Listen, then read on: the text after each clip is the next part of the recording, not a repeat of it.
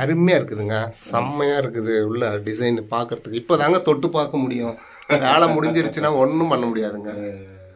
இன்னைக்கு அந்த குங்குமத்தை தடவி எல்லாம் அந்த பூ அது என்ன அது அது கிளியர் பண்ணிக்கலாம்ல. இப்போ மங்களகரமாக வச்ச பின்னாடி தான் நல்லா இருக்கு.